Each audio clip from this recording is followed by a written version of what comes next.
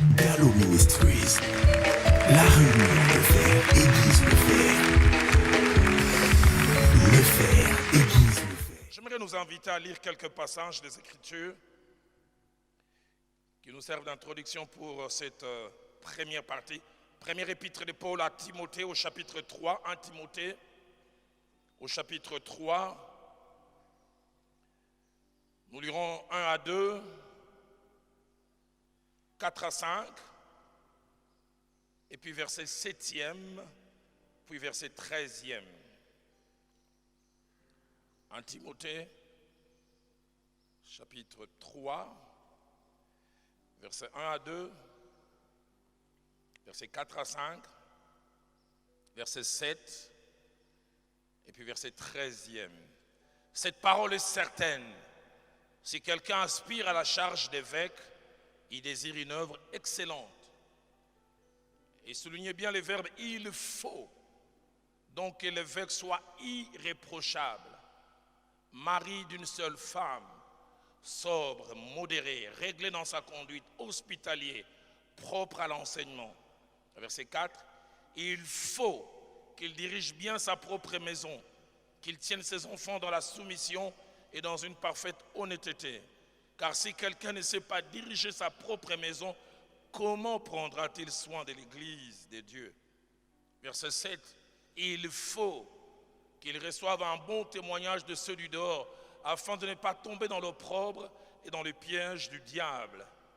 Verset 13, car ceux qui remplissent convenablement leur ministère s'acquièrent un rang honorable et une grande assurance dans la foi en Jésus-Christ. Nous lisons aussi première épître de Paul aux Corinthiens, au chapitre 7.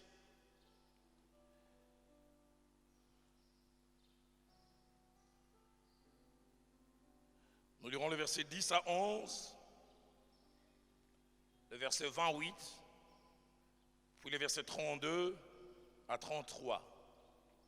10 à 11, à ceux qui sont mariés, j'ordonne non pas moi, mais le Seigneur, que la femme ne se sépare point de son mari. Si elle est séparée, qu'elle demeure sans se marier ou qu'elle se réconcilie avec son mari et que le mari ne répudie point sa femme. Verset 28. Si tu es marié, tu n'as point péché. Et si la Vierge s'est mariée, elle n'a point péché. Mais ces personnes auront des tribulations dans la chair. Soulignez bien cela. Ils auront des tribulations dans la chair. Je voudrais vous les épargner. Ça, c'est Paul qui parle ainsi. Verset 32 à 33. Or, je voudrais que vous fussiez sans inquiétude. Celui qui n'est pas marié s'inquiète des choses du Seigneur, des moyens de plaire au Seigneur. Et celui qui est marié s'inquiète des choses du monde, des moyens de plaire à sa femme. Et nous terminons avec 1 Corinthiens chapitre 9.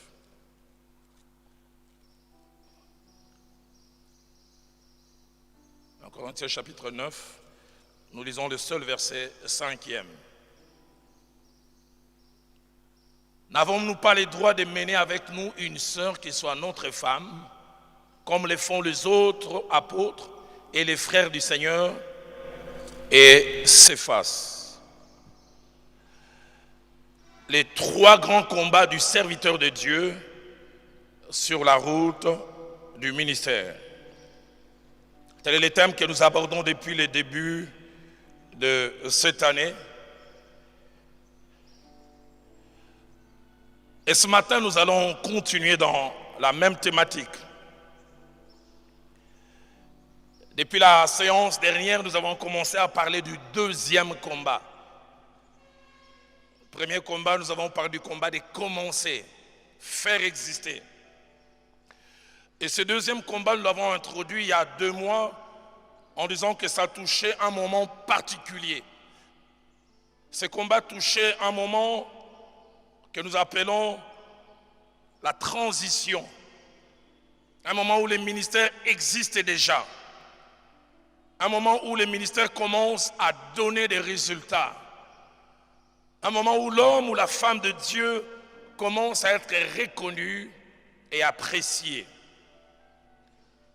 Un moment durant lequel, à cause de ce que Dieu fait par et au travers de l'homme et de la femme de Dieu, vous commencez à avoir de la reconnaissance, à avoir un poids social, de la valeur aux yeux d'autres personnes.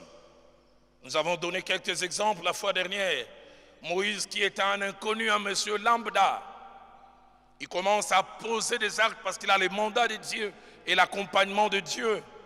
Exode 11, verset 3 dit, Moïse était très considéré dans les pays d'Égypte aux yeux des serviteurs de Pharaon et du peuple. La version français courant dit, Moïse lui-même était un personnage très respecté en Égypte, tant par l'entourage du Pharaon que par la population elle-même. 1 Samuel chapitre 9 verset 6 parle aussi de la même période dans la vie d'un jeune homme que sa mère est venue déposer aux pieds du sacrificateur Élie, qui n'était pas connu et qui petit à petit a commencé à poser des actes. Et 1 Samuel 3 verset 20 dit, depuis Dan jusqu'à Beersheba, tout Israël reconnut que Samuel était établi prophète de l'Éternel. Et ça ne s'arrête pas là. 1 Samuel 9 au verset 6, alors que Saül et son serviteur sont à la recherche des ânesses, écoutez comment son serviteur parle de Samuel. Il dit, il y a dans cette ville un homme de Dieu considéré. Les mots considérés utilisés là en hébreu cachent plusieurs significations. Ça veut dire un homme qui pèse, un homme qui a du poids, un homme qui jouit d'une bonne réputation, un homme important. Du reste, même la version second 21 dit, un homme estimé, c'est-à-dire regardé avec respect. Luc au chapitre 5, au verset 15, abonde presque dans la même direction, parlant de Jésus-Christ, qui était, d'après la tradition, un simple apprenti menuisier auprès de son père nourricier Joseph. Et puis après le baptême de Jean-Baptiste, il commence à poser des actes. Et le monsieur quiconque commence à avoir du poids social. Luc 5, 15 dit, sa renommée se répandait de plus en plus. Et les gens venaient en foule pour l'entendre et être guéris par lui. La version française courant dit, la réputation de Jésus se répandait de plus en plus. Des foules nombreuses se rassemblaient pour l'entendre et se faire guérir de leur maladie. Et ce combat, comme nous l'avons vu au mois de juin, c'est le combat de la constance et de la stabilité. Quand l'on monte, savoir rester. Combien quelquefois on se bat pour monter et combien de fois on n'arrive pas à rester. Quand nous parlons de constance et stabilité, nous avons 5 idées en tête. La stabilité et la constance veulent parler du caractère de ce qui non seulement commence, mais se maintient et dure en gardant les qualités du départ. Ce qui se maintient dure en gardant les qualités du départ. Deuxièmement, lorsque nous parlons de constance et stabilité, nous parlons du caractère de ceux qui se conservent, ou plutôt ceux qui conservent ces bonnes caractéristiques du départ et qui est peu susceptible des transformations négatives, ou encore ceux qui résistent à l'action des agents de dégradation. Troisièmement, lorsque nous parlons de constance et de stabilité, nous voulons parler du caractère d'une chose qui reste droit et équilibré malgré les temps qui passent et malgré l'adversité. Quatrièmement, lorsque nous parlons de constance et de stabilité, nous voulons parler des caractères de ceux qui restent identiques, ne varient pas négativement et surtout ne se dévaluent pas. Et puis enfin, lorsque nous parlons de constance et de stabilité, nous voulons parler des caractères de ceux qui restent au même niveau appréciable, qui ne varient pas négativement et qui conservent la bonne valeur acquise à un certain moment. Et déjà la fois dernière, nous avons fait part d'un certain nombre de constats dans la vie en général et surtout dans la vie ministérielle. Nous avons retenu 4 constats. Le premier, nous avons parlé de personnes qui commençaient bien, mais n'arrivaient pas à rester les mêmes, n'arrivaient pas à garder les valeurs et les vertus du début. Deuxièmement, nous avons parlé de ceux et celles qui, à peine, ils commencent à être des sources d'inspiration pour vous, à devenir des références, qu'ils vous déçoivent, qu'ils font autre chose que ce qui commençait à vous attirer. Troisièmement, lorsque nous parlons de constance et stabilité, et des constats qui s'y attachent, le troisième constat que nous avons fait, c'est celui des hommes et des femmes qui en un rien de temps deviennent méconnaissables, deviennent même la caricature ou le contraire de ce qu'ils étaient. Et des fois on se demande pourquoi. On est étonné comment un Salomon peut commencer faiblement, attaché à Dieu, humble, et finir dépensier, polygame et même idolâtre, de telle sorte que le même Dieu qu'il avait élevé s'irrite contre lui et commence à susciter des ennemis contre lui. On est étonné de voir comment un Osias, nous en avons parlé la séance dernière, humble au départ, attaché à Dieu, et à peine Dieu le bénit, il est gonflé, il veut s'arroger des droits qu'il n'a pas. Mais dernier constat, nous avons parlé des hommes et des femmes, que le temps qui passe ne change pas. Les succès, la gloire, l'élévation, ils restent non seulement les mêmes, mais ils savent gérer cela. Daniel est un exemple, au plus haut sommet de son élévation, toujours autant discipliné. La Bible dit, il priait 3 fois par jour comme il le faisait auparavant. Joseph, il garde les vertus en termes de crainte de Dieu et de bons comportements malgré l'élévation. Et parmi les choses qui menaçaient la stabilité ainsi que la constance, au mois de juin, nous avons parlé d'une chose, la gloire et surtout sa gestion. Nous avons montré comment l'élévation, la gloire dans les ministères pouvait être un couteau à double tranchant. Et nous avons montré combien avec la gloire s'invite un péché subtil qui a détruit plusieurs et qui malheureusement détruit encore plusieurs, l'orgueil. Et j'oublierai jamais le merveilleux moment de prière que nous avons eu lors de cette séance à la fin. Aujourd'hui, nous allons voir une deuxième chose que Dieu voulant, nous allons aborder en 2 séances, celle-ci et puis la séance prochaine.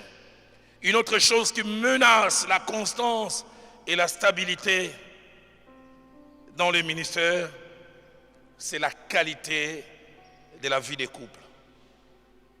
La qualité de la vie des couples. Et parmi ces choses qui menacent la qualité de la vie des couples et des serviteurs de Dieu, il y en a 4 qui nous guettent nous tous. Le premier, c'est les divorces. La décision qu'un homme ou une femme de Dieu arrive à prendre, soit à 2 ou que l'un impose à l'autre de ne plus vivre ensemble. Après avoir hésité, après avoir lutté, puis allez, on dit on va assumer. On va aller au tribunal et on voit les révérends X et son épouse ou la révérende Y qui se battent au tribunal avec des avocats et qui font sortir des secrets, des vérités, parce que la plupart des fois, quand chacun veut avoir les droits avec lui, la garde des enfants, il faut présenter l'autre sous un mauvais jour. Et des gens entendent des choses.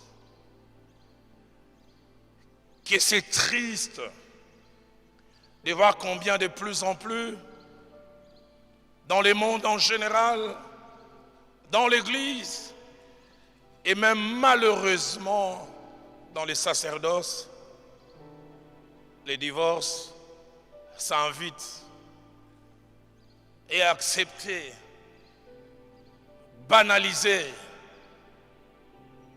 Des pasteurs qui divorcent pour des raisons des fois inexplicables. Et les membres d'église restent comme si de rien n'était. Ils défendent même les pasteurs. J'entendais un pasteur qui disait, moi même si je divorce, mes membres ne peuvent pas partir. Il dit, vous avez des membres, vous avez un fan club. Je les ai mis dans ma poche, ils ne peuvent pas partir. Que c'est triste. Janvier 2010, la femme de Benny Hinn va au tribunal faire une demande de divorce. Certains ont suivi. Quel choc.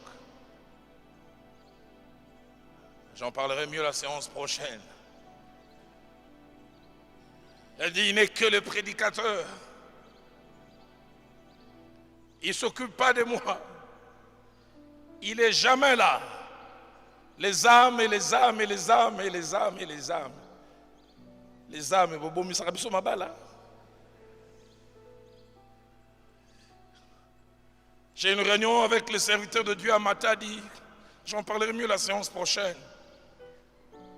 Sur plus de 200 pasteurs, il y avait au moins 120 qui étaient avec leurs épouses. J'ai demandé quelles sont les épouses qui sont heureuses d'être épouses des pasteurs. Sur les 120, il y en avait 20 qui levaient la main. Et je suis allé encore plus loin. Parmi les 120, quelles sont les épouses qui peuvent dire qu'elles sont satisfaites sexuellement? 30. 90 n'ont pas levé la main. Et une a dit, pasteur, ngai cadavre kaka ndezongela kaka na ndako. Makasi nyonso, énergie nyonso bandimi bameli yango. Bandimi, nous vous aimons. Mais bobo marabisope. Aide-moi à dire que ma pasteur na yote.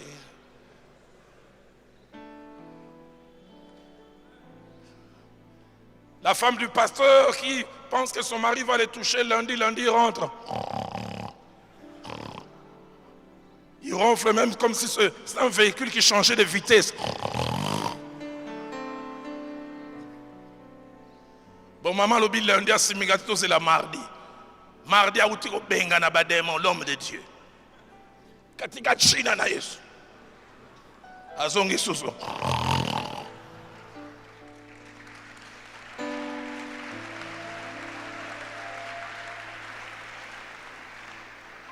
Mercredi même, maman pasteur comme yembaka nanda ko esengo ezali kuna na lula.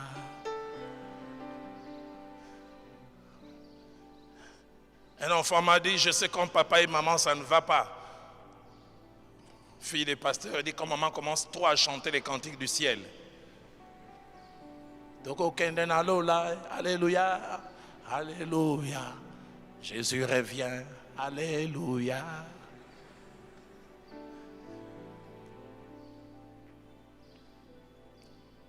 Dieu merci, Benny Hinn s'est ressaisi. Juin 2008, cette célèbre femme que plusieurs connaissent, qui a été source d'inspiration pour plusieurs, Juanita, divorce avec fracas avec son mari, Bishop Wicks II.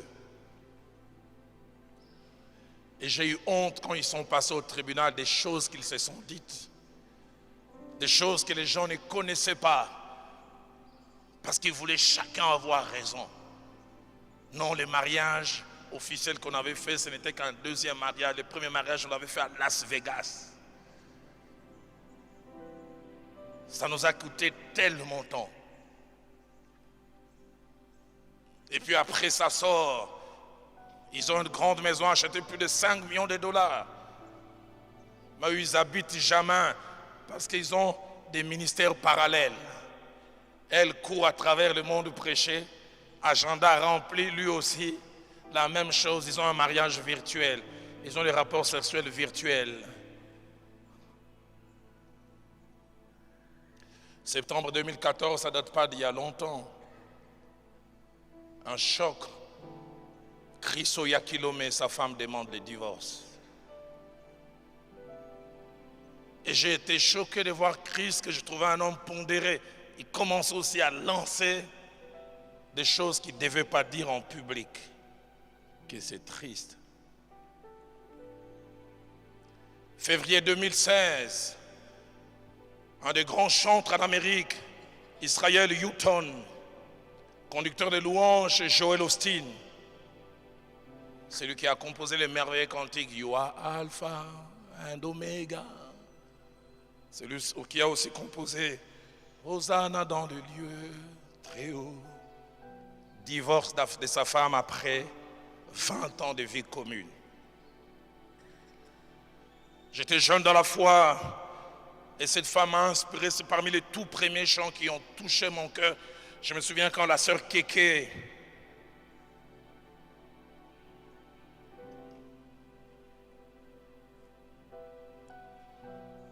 chantait ces cantiques.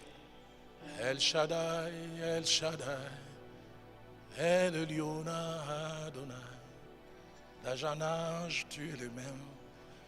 Composé par l'une des plus merveilleuses cantatrices chrétiennes, Amy Grant, dont le mari s'appelait Gary Chapman. Après 17 ans de vie commune, en 99, ce couple qui était source d'inspiration décide, on ne va plus rester ensemble. En juin 2010, j'ai suivi ces documentaires. Un jeune pasteur de 36 ans appelé Isaac Hunter de la ville d'Orlando. Il s'est suicidé en se tirant une balle dans la tête. Il avait commencé en 2002 une petite jeune église avec 200-250 membres. Moins de 10 ans après, il avait 5000 membres, de telle sorte que les gens commençaient à venir étudier les secrets cachés derrière la croissance de cette église. En juin 2010, il s'est tiré une balle. Et après, il a décidé de faire cela, car sa femme était en train de vouloir divorcer après 13 ans de vie commune.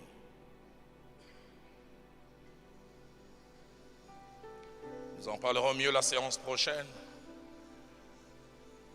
Et après avoir découvert les dessus, on s'est rendu compte que, j'en parlerai mieux la séance prochaine, ils avaient le malheur d'être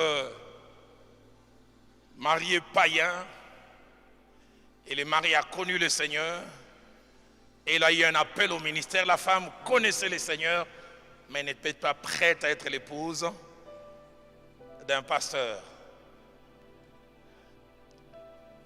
Isaac disait, ma femme voulait aller en boîte de nuit. Elle voulait vivre, elle voulait jouir. Mais lui, c'était un homme sobre. Elle voulait de temps en temps porter ses mini-jupes. Mais l'homme de Dieu disait, ça ne peut pas aller. Elle disait, je me sens en prison. Nous en parlerons la séance prochaine. Combien de fois des mariages sont malheureux parce qu'avec l'appel vient des réajustements auxquels des fois l'un des conjoints n'est pas préparé. J'ai entendu une épouse de pasteur a dit ngabo benganga mama pasteur te na zakunate.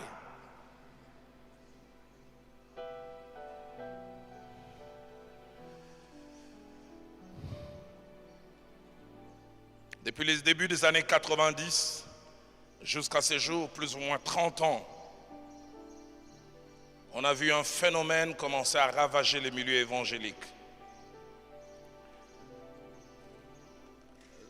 Un phénomène à plusieurs visages. l'augmentation du taux du divorce parmi les chrétiens en général, l'augmentation du taux du divorce chez les serviteurs de Dieu, et même l'augmentation du taux de divorce après plusieurs années de vie de mariage. On s'étonne, qu'est-ce qui peut faire qu'après 15 ans, 20 ans, 25 ans, 30 ans, on divorce encore? Et puis il y a surtout la banalisation du divorce et du remariage par les serviteurs de Dieu eux-mêmes, par les églises locales, par les organisations religieuses, pour ne pas parler des communautés, et par les mondes. Donc la première des choses, parmi les choses que je dis qui menaçaient la vie des couples de serviteurs de Dieu, c'était les divorces. Mais deuxième phénomène, c'est des mariages malheureux. Des mariages malheureux. Quand je parle de mariages malheureux, j'appelle ça des divorces de fait. On n'est pas heureux ensemble, mais on reste. On reste ensemble pour l'apparence. On reste ensemble pour les enfants. On reste ensemble par peur des conséquences aux yeux du public.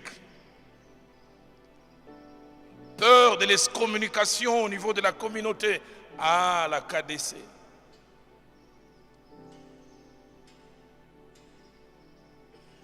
Peur d'aller en enfer. On vit ensemble, mais on est des co-voisins. On vit dans les regrets. Pourquoi l'ai-je épousé? Pourquoi ai-je accepté? Ah, si c'était à refaire.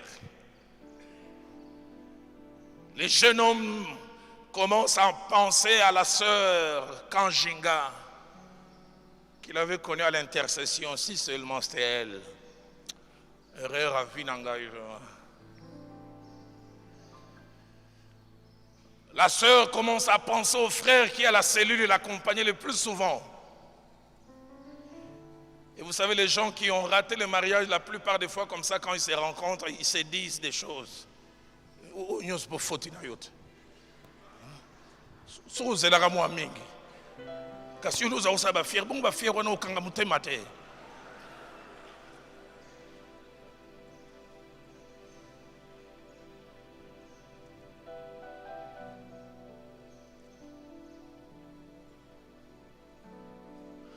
Qu'il est triste de voir des hommes de Dieu qui brillent dans les ministères et qui ont des vies de couple tristes.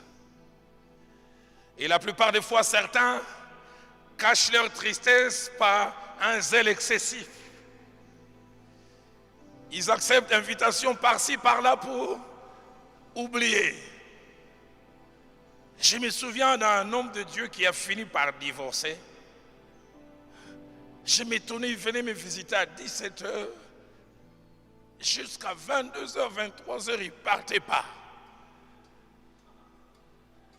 Petit d'aloto sur la langue. Ce n'est qu'après que j'ai compris, ça brûlait chez lui. Il me dira plus tard, chez moi c'est devenu réfectoire et dortoir. C'est-à-dire je ne retourne que pour manger, pour dormir. Je me souviens un jour, il traînait tellement. Mon épouse est venue entre la porte et me demandait, t'as aucun air, Néné? J'ai dit, non, écoutez. Petit tout sur la ranano. Ngalinga communion nayo. Ce n'est qu'après que j'ai appris que ça brûlait chez lui à la maison. Enfin, je ne vais pas dire que ce frère-là qui traîne trop désormais, que tu dises, ça peut être ça ou ne pas être ça. Troisième cause qui casse la stabilité dans les ministères en touchant les couples, les cas d'infidélité conjugale ou tricherie. On découvre que son mari, surtout, et des fois sa femme, mais surtout son mari, entretient des relations hors mariage, relations accidentelles ou relations entretenues. Que des femmes, des serviteurs de Dieu qui sont comme des médecins liées par les secrets d'Hippocrate. Elle garde des choses. Akangaka SMS à homme de Dieu.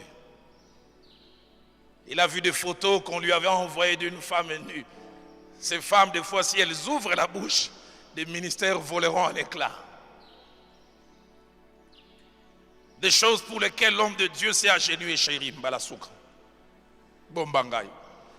Sur l'Obinasili. Vous n'avez aucune idée des secrets d'État que ces femmes possèdent. Elle souffre. C'est pour ça que vous la voyez vieillir. Les cheveux deviennent blancs. Ce n'est pas l'âge. Une femme m'a dit, pasteur, je n'ai pas de problème, j'ai des problos.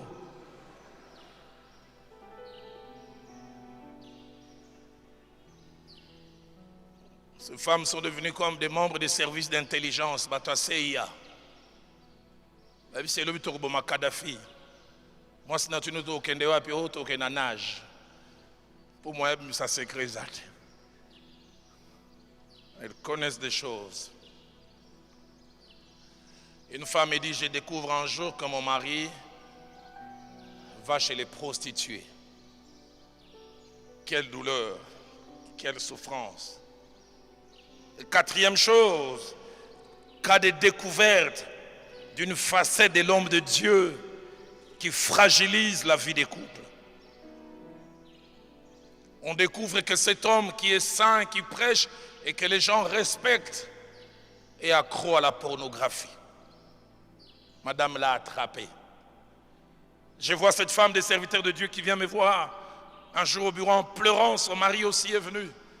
Elle pleurait durant 10-15 minutes, elle n'arrivait pas à en parler. Je me dis, pasteur, ça fait 12 ans qu'on est mariés. Et cette nuit, vers 2 h du matin, j'ouvre les yeux, je regarde, mon mari n'est pas sur le lit. Il dit, nous avons une maison en étage. Je dis, sûrement il doit être aux toilettes. 5 minutes, j'attends, il ne revient pas. Je vais vers les toilettes. Tout est noir. Je dis, sûrement il doit être en train de regarder la télé. Il aime les baskets. Et des fois, les championnats américains se jouent très tard. Elle-même le dira, heureusement que je n'avais pas crié en disant, chérie, tu es où? Sinon, je n'aurais pas pu découvrir tout ce que j'ai découvert après. Elle dit, j'ai eu l'idée de descendre calmement. J'arrive au niveau du salon, tout est noir. Et puis, je regarde vers le bureau, je vois la lumière. Elle dit, heureusement aussi, je n'avais pas crié. Elle dit, quand je m'approche, je souffrais que j'en parle. Elle dit, je vois mon mari devant l'ordinateur, film pornographique. Son pantalon ouvert en train de se satisfaire lui-même. Elle se met à pleurer et dit à son mari, tu as une femme réelle que tu as laissée au lit et tu es en train de te satisfaire avec une femme virtuelle. Des fois, vous ne savez pas ce qui est caché derrière ces héros en col pastoral. Révérend Roland Dallot.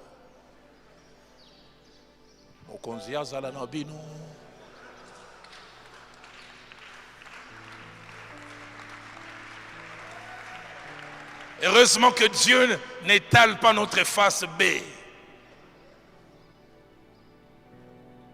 Un homme de Dieu que je visitais en Amérique me cite un autre pasteur et dit, Dallot, si tu es mon ami, ne l'invite jamais. Lui, ce n'est pas un pornographe, lui-même, il est la pornographie. Ceux qui ont souvent voyagé connaissent comment ça se passe dans des grands hôtels, en Europe ou en Amérique. Il y a toujours des films pornographiques. Et l'ami ne savait pas, c'est comptabilisé. Il dit, il est resté avec nous 6 jours et la chambre coûtait 120 au top, mais quand on réduisait, ça va aller dans les 80. Il dit, au total, pour les 6 jours, la chambre devait coûter $600. Le jour où je viens honorer la facture, je trouve 1400.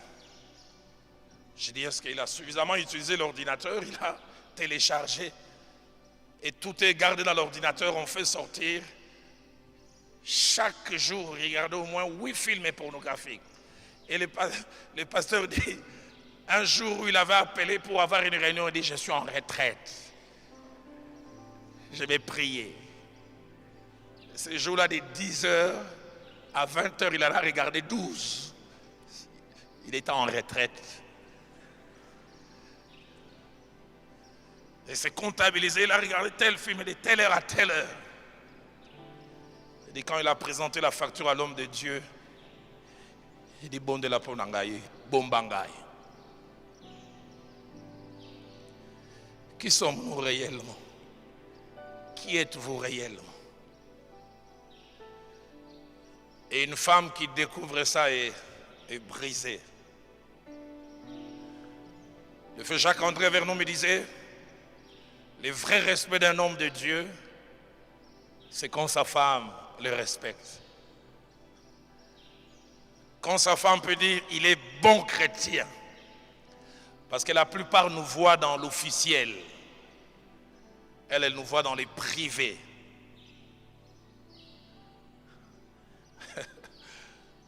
Une femme me relate l'histoire. Elle a attrapé son mari dans ses histoires sales, la nuit du samedi à dimanche. Et il pensait que son mari allait désister pour ne pas prêcher dimanche. Mais dimanche, ils vont au premier culte. Il dit, pasteur, il prêche profondément. Les gens se lèvent au front du prophète rempli.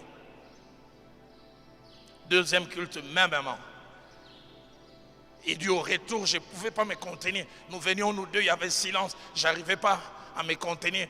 Il dit, je faisais comme un monologue, mais c'est à lui que je m'adressais. J'ai simplement dit à haute voix,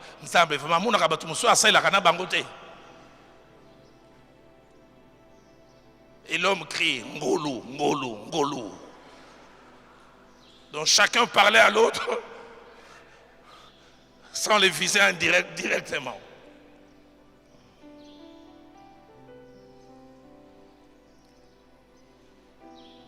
On découvre que son mari a des tendances homosexuelles.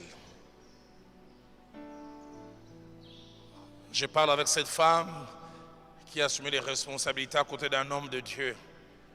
Je vois sa douleur. Au départ, elle voyait des tendances, mais elle se disait non. Et puis elle vient attraper son mari avec un jeune homme. Elle a eu à cacher ça assez longtemps, mais puis finalement, le couple a fini par voler en éclats. Je voudrais, lors de cette première partie, revenir un peu sur les divorces parmi les serviteurs de Dieu et les couples des serviteurs de Dieu. Et concernant ce phénomène, je voudrais, lors de cette première partie, avant d'inviter tout à l'heure le pasteur Anthony Kinzo à venir nous conduire dans un moment de prière. La première des choses que je dirais par rapport au divorce, c'est que le Dieu de la Bible présente une position claire, sans embâche, sans équivoque concernant les divorces. Dans Malachie chapitre 2 verset 16, le Dieu qui est amour intrinsèquement, ce Dieu déclare en utilisant un mot fort, il dit je hais la répudiation. Le Dieu amour parle de haine. Le Dieu qui est amour, il dit vis-à-vis de ça, j'ai de la haine.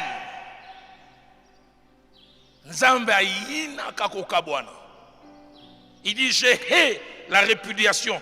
La version parole de vie dit je déteste la répudiation. Le terme est traduit ici par haïr et détester cache 4 idées. La première, c'est avoir en horreur, mais horreur extrême. La deuxième idée, c'est éprouver une aversion et une répulsion extrême.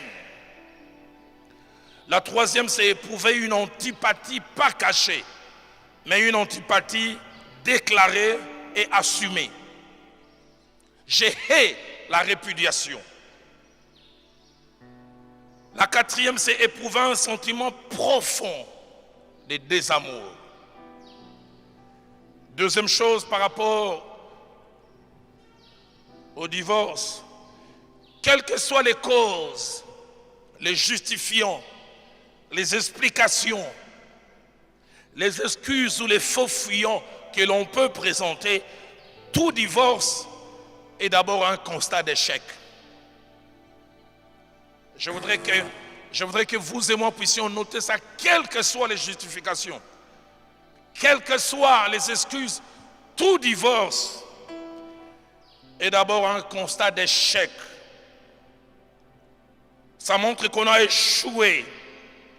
On n'a pas atteint un résultat positif souhaité, escompté, désiré. On est passé à côté de quelque chose. Troisième chose, les divorces en général, et surtout celui du serviteur de Dieu, n'est jamais sans conséquences. Les divorces en général et celui du serviteur de Dieu n'est jamais sans conséquences. Il a des conséquences à 6 niveaux. Le premier niveau, les divorces du serviteur de Dieu touchent le nom de Dieu que nous portons. Le nom de Dieu ainsi que son honneur. Romains chapitre 2, verset 24, l'apôtre Paul reprenant un certain groupe de personnes qui vivent mal, il dit « Car le nom de Dieu est à cause de vous blasphémer. » Je n'ai jamais oublié, 99 au mois de mars, je vais en Afrique du Sud, j'assiste durant 7 jours à une convention merveilleuse dans l'une des plus grandes églises, je ne vais pas citer le nom ici, où il y a même un institut où plusieurs y vont. La convention finit dimanche, mercredi, on apprend que les pasteurs titulaires divorcent. Et j'oublie jamais, l'un des grands journaux sud-africains a écrit la une, hypocrite. Et le comble, c'est que 2 mois après, le pasteur s'est remarié avec une femme d'affaires de son église. Et le même journal a titré « Tricheur ». Romains 2, 24 dit « Car le nom de Dieu est à cause de vous blasphémer ». Français courant dit « À cause de vous, les autres peuples se moquent de Dieu ». La version Parole de vie dit « À cause de vous, le nom de Dieu est calomnié ». La version Nouvelle Bible Seconde va plus loin et dit « À cause de vous, le nom de Dieu est insulté ». Deuxième conséquence qui arrive lorsqu'il y a divorce, l'Église est fragilisée dans son image et dans son témoignage. Et quand je parle de l'Église, je parle de l'Église locale, mais aussi de l'Église corps du Christ.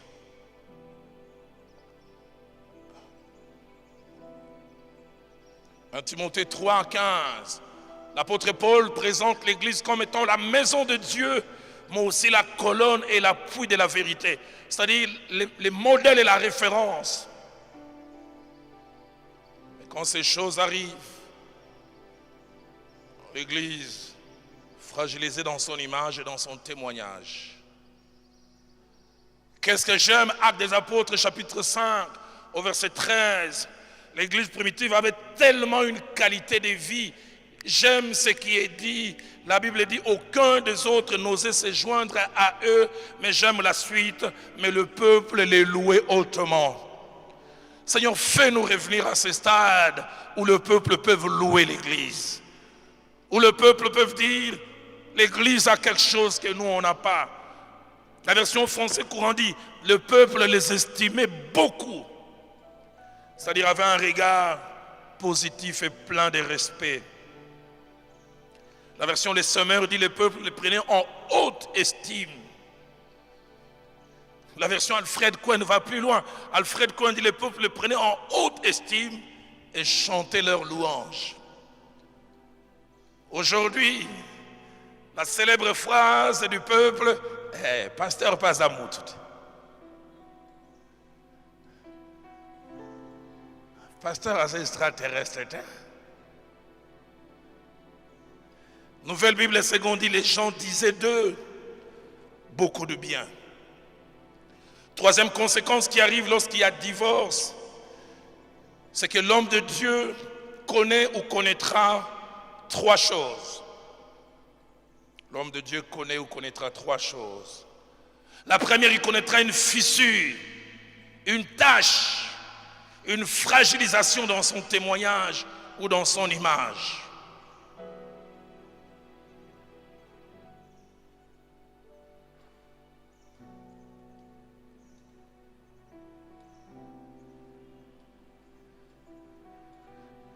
C'est une tâche. Dans 1 Timothée 3, verset 2 que nous avons lu, parlant de l'évêque ou de surveillant spirituel, l'apôtre dit, il faut qu'il soit irréprochable. La nouvelle naissance et l'appel ne fait pas de nous des superman spirituels. Mais Dieu, l'Église et le peuple sont et seront exigeants vis-à-vis de nous. Il faut que l'évêque soit irréprochable. Florent soit irréprochable. Anthony soit irréprochable. Jean-Claude soit irréprochable. La version Nouvelle Bible Seconde dit, il faut que l'évêque soit sans défaut. 1 Thessaloniciens 2,10, l'apôtre Paul déclare aux croyants de son époque, il dit, vous êtes témoins, et Dieu l'est aussi, que nous avons eu envers vous qui croyez une conduite saine, juste et irréprochable. Les termes grecs ici utilisés pour dire irréprochable cachent 5 significations. La première, être sans tache. Je comprends pourquoi la Bible dit qu'en tout temps ton vêtement soit blanc. Sans tache. Deuxièmement, sans reproche. Troisièmement, qu'on ne peut censurer. Qu'on ne peut censurer.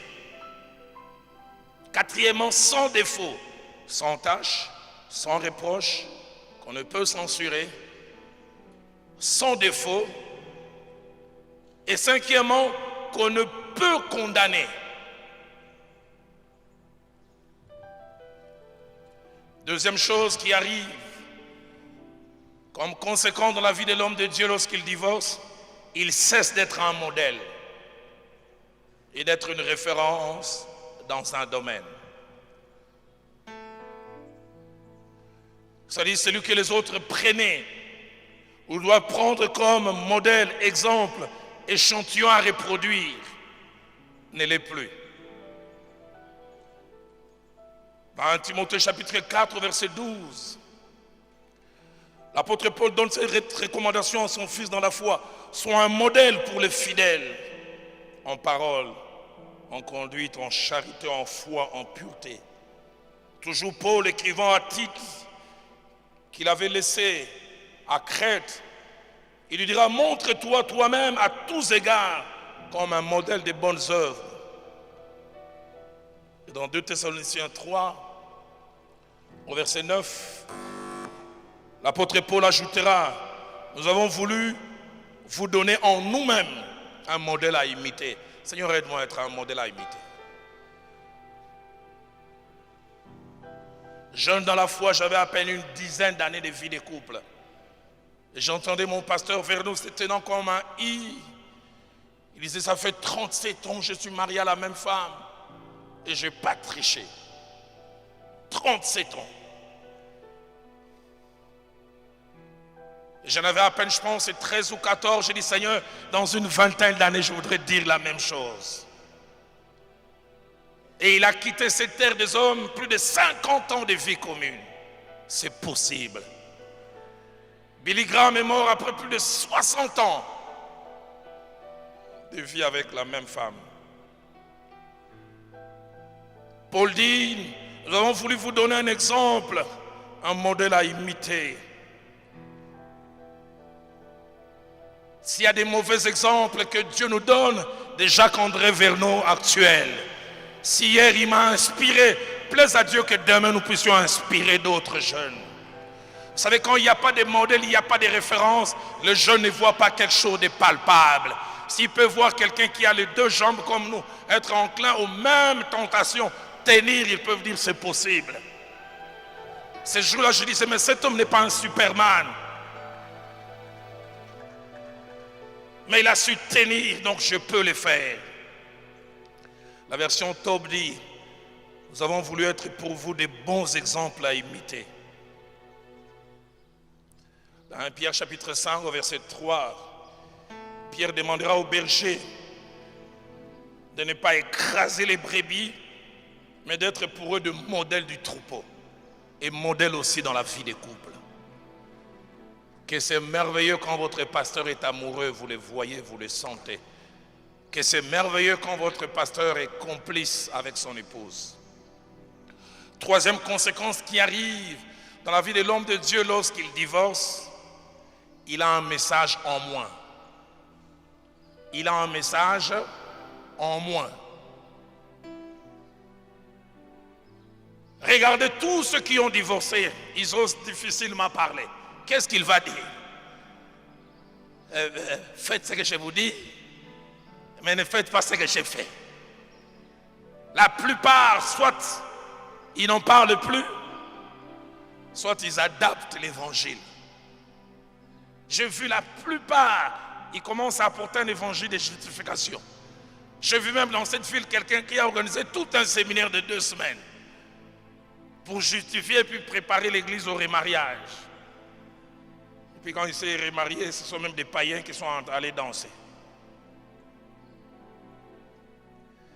1 Timothée 4,16, l'apôtre dit à son fils dans la foi, veille non seulement sur toi-même, mais veille sur ton enseignement. Persévère dans ces choses, car en agissant ainsi, tu te sauveras toi-même et tu sauveras ceux qui t'écoutent. 4e chose qui arrive lorsque les divorces s'invitent, les enfants sont marqués, ébranlés, fragilisés et sans repère. Les enfants sont marqués, ébranlés, fragilisés et sans repère.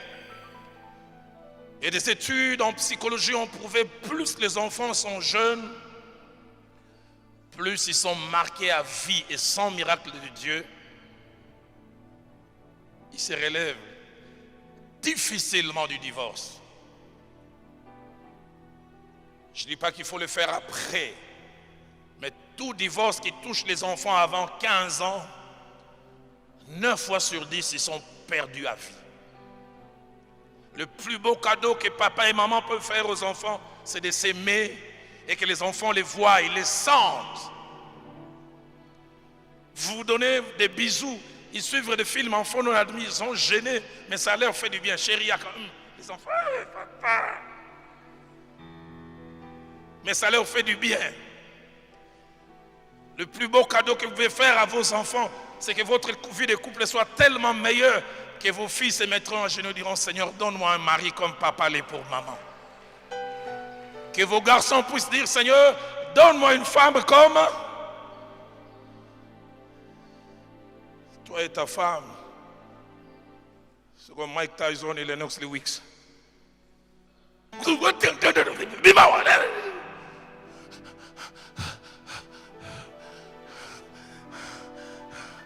Papa tika tika.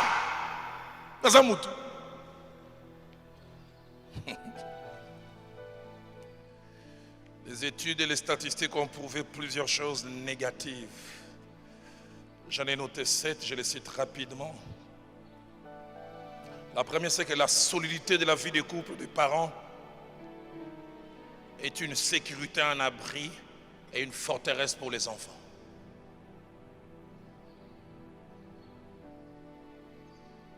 Deuxièmement, tout début, tout divorce est peut-être une solution apparente pour des conjoints qui n'arrivent plus à vivre ensemble. J'insiste, une solution apparente pour des conjoints qui n'arrivent plus à vivre ensemble, mais un début de problème inimaginable pour les enfants. J'aimerais vraiment le répéter. Tout divorce peut être une solution apparente pour les parents qui n'arrivent plus à vivre ensemble, les conjoints, mais un début de problème inimaginable. J'étais jeune, très jeune, tu vas avoir 10 ans, un célèbre journaliste de l'époque, de OZRT, brillant. Mon frère qui est dans la salle peut s'en souvenir. Les infos de 20h, c'était lui, un bel homme du Kasaï, tout blanc. Ses fils, surtout son fils aîné, jouait avec mon jeune frère et moi. J'ai vu quand il a divorcé comment cet ami a disjoncté. Les performances à l'école ont baissé. Ses sœurs sont rentrées dans l'alcool très jeunes. Troisième chose, 8 fois sur 10, des enfants des divorcés sont marqués à vie. Sauf miracle de Dieu, 8 fois sur 10. Ils sont marqués à vie, surtout plus ils sont jeunes. Quatrièmement, les divorces affectent les performances scolaires, académiques des enfants. Ça les affecte. Cinquièmement, le divorce affecte les enfants dans leurs valeurs propres. Ils se sentent diminués.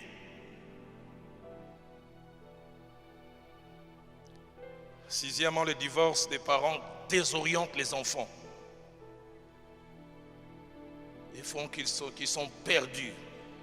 Et les combles, c'est quand chacun des parents commence à présenter les côtés noirs de l'autre aux enfants. J'ai divorcé de votre maman parce que votre maman était ceci, votre papa faisait ceci.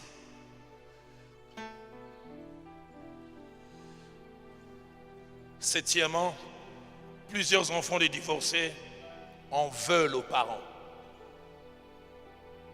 Et des fois, ils ne peuvent pas les dire. Ils en veulent aux parents. Parce que les conséquences du divorce durent longtemps.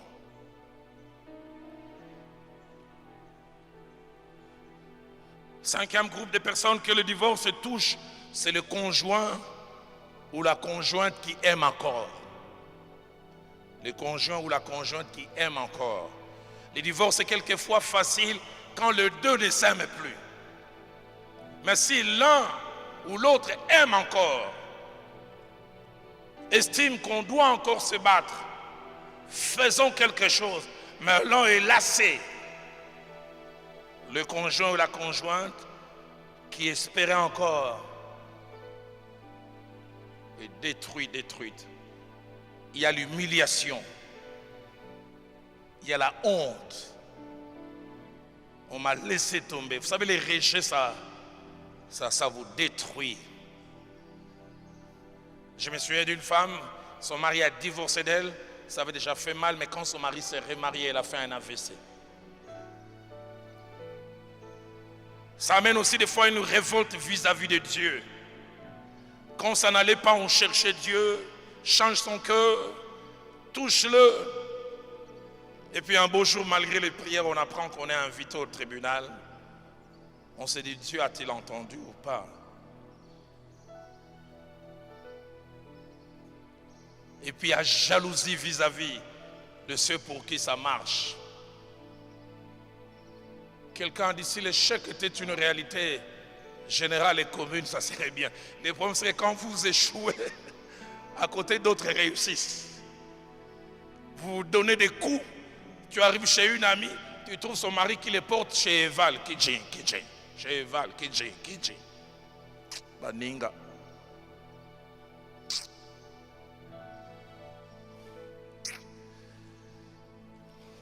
Et puis enfin, il y a tendance à en vouloir à ceux ou à celles qui auraient dû faire quelque chose et ne l'ont pas fait. On en veut au pasteur, on en veut à l'église, on en veut aux responsables des couples. On les avait appelés ces jours-là, s'ils étaient venus.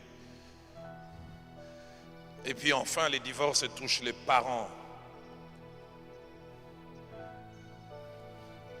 Ça touche les parents. Ah, les enfants pensent quelquefois que leur vie leur appartient. Demandez aux parents qui ont eu des enfants divorcés. Ta fille a été répudiée. Ils ne savent comment répondre aux amis. Mais comment va ta fille, Jacqueline? Ah, je t'en parlerai. Je l'ai vue à la maison la fois dernière. Et elle n'est plus chez son mari. Je t'expliquerai.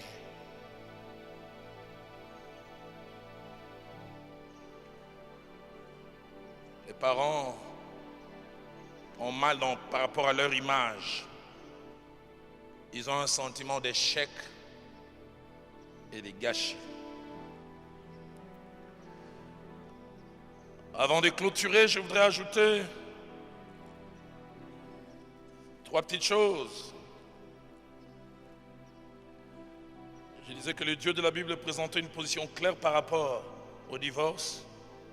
Ça, c'est le premier Première chose. La deuxième chose, c'est quelles que soient les causes et les justificatifs, le divorce est d'abord un constat d'échec. Et puis ces grands points sur lesquels je me suis étendu, les divorces en général et surtout celui du serviteur de Dieu, n'est jamais sans conséquences. Et je citais ces 6 conséquences. Et cela me permet de revenir au 4e point. Selon l'enseignement biblique, Dieu n'a jamais accepté et voulu le divorce ou la séparation. La loi de Moïse montre que Dieu a ouvert une brèche pour une raison que Jésus a citée, la dureté du cœur de l'homme. Matthieu 19 au verset 8, Jésus a dit, c'est à cause de la dureté de votre cœur que Moïse a permis de répudier vos femmes. Mais il revient au commencement. Il n'en était pas ainsi. Dureté de votre cœur, vous y tenez. Français courant dit, parce que vous avez le cœur dur. La version parole de vie dit, à cause de votre obstination. La version Nouvelle Bible Seconde dit, parce que votre cœur est fermé. 5e et avant-dernière chose, en rapport avec les acteurs, les divorces peuvent être dus à plusieurs acteurs, dont 2 principalement. Premièrement, les divorces peuvent être dus à des acteurs intérieurs au mariage. Et là, je dis soit les 2 conjoints qui participent à ce que les couples volent en éclats. Des fois, c'est l'un des conjoints. Deuxièmement, les divorces peuvent être dus aux adversaires, ou plutôt aux acteurs extérieurs au mariage. 3e personne, cas d'infidélité. Mauvais amis, mauvaise fréquentation. Homme de Dieu, qui tu fréquentes? Avec qui tu passes du temps? La Bible déclare, les mauvaises compagnies corrompent les bonnes mœurs. Troisièmement, ça peut être les parents, surtout nous en Afrique. Ta femme n'aimait pas au monde, on va venir la chasser. 4e, les causes spirituelles. On les néglige, mais c'est réel. Lien, héritage spirituel, mauvais sort. C'est qu'on ne sait pas toujours quand on épouse quelqu'un, on épouse et son actif et son passif. Et puis enfin les mondes qui banalisent. 6e chose, je termine, c'est qu'en rapport avec le code du divorce, elles peuvent avoir 2 origines. La première origine, c'est que le divorce peut avoir des causes avant le mariage. On voit que ça vole en éclats maintenant, mais les véritables causes remontent plus loin. J'en parlerai tout à l'heure lors de la 2e partie. Pourquoi vous êtes mariés? Quels sont les fondements? Quelles sont les motivations? Comment vous avez abordé cette décision? Et puis il y a des causes pendant les mariages. Mauvaise gestion des conflits conjugaux, manque de patience, une idée trop idyllique du mariage. Le mariage, c'est pas ce que Harlequin dit. C'est pas ce que nous deux, Novella, se dit. Où on vous montre en 30 minutes 20 ans. Et durant 30 minutes, tout est beau. J'aime la sincérité de l'apôtre Paul. J'en ai parlé, je reviendrai sur ça la séance prochaine. Seigneur, merci pour la sincérité de l'apôtre Paul. Il dit clairement, nous avons lu en Corinthiens 7, 28, si tu t'es marié, tu n'as point péché. Et si la Vierge s'est mariée, elle n'a point péché. Mais ces personnes auront des tribulations dans la chair. Et il dit, je voudrais vous les épargner. Demandons aux mariés, vous diront les tribulations. Un homme de Dieu a dit, il y a des jours où la moule coule de soi. Ça déborde. Il y a des jours où tu pries. Sungangaye. Sungangana lingaye. Kolosoko sungite na robeta gauche. Tribulation.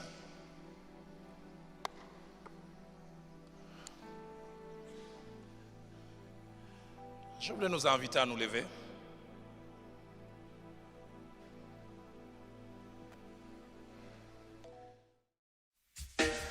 Flow Ministries. La réunion de fer aiguise le fer. Le fer aiguise le fer. Tu m'as ébloui par ta mélodie. Tu m'entoures d'un chant d'amour, chant de délivrance devant nos ennemis. Toutes mes craintes s'enfuient.